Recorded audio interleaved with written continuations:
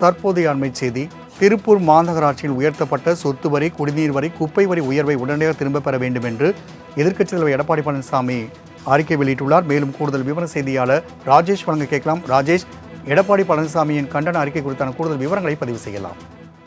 வணக்கம் ராம்குமார். திருப்பூர் மாநகராட்சியில் சொத்து வரி, குடிநீர் வரி, குப்பை வரி உயர்வு மட்டுமின்றி ஆண்டுதோறும் சொத்து வரி உயர்வு இவற்றை கட்டவில்லை எனில் அபராத வரி மற்றும் வாடகை கட்டிடங்களுக்கு புதிதாக ஜிஎஸ்டி வரி என கடுமையான வரி உயர்வுகளை பொதுமக்கள் தலையில் சுமத்தியிருப்பதாகவும் திமுக அரசை கண்டித்து மாமன்ற கூட்டத்தில் தீர்மானம் நிறைவேற்றிய அதிமுக கவுன்சிலர்கள் வைத்த கோரிக்கையை ஏற்க மறுத்த திமுக மேயர் அனைத்து தீர்மானங்களையும் ஜனநாயக விரோதமாக நிறைவேற்றி கூட்டத்தை முடித்திருப்பது கண்டனத்துக்குரியது என எதிர்க்கட்சி தலைவரும் அதிமுக பொதுச் செயலாளருமான எடப்பாடி கே பழனிசாமி தனது எக்ஸ் தளத்தின் வாயிலாக தனது கடும் கண்டனத்தை தெரிவித்திருக்கிறார். மேலும் திருப்பூர் மாநகராட்சியின் மக்கள் விரோத போக்கை கண்டித்து ஜனநாயக முறையில் கழக கவுன்சிலர்கள் நடத்திய போராட்டத்தை காவல்துறையை ஏவி கைது நடவடிக்கையில் ஈடுபட்ட திமுக அரசுக்கு தனது கடும் கண்டனத்தை அவர் தெரிவித்திருக்கிறார். மேலும் உயர்த்தப்பட்ட வரிகளை திரும்பப் பெற நிர்வாக திறனற்ற திமுக அரசை வலியுறுத்துகிறேன் என்று அவர் விமர்சனம் செய்துள்ளார். ராம்குமார்.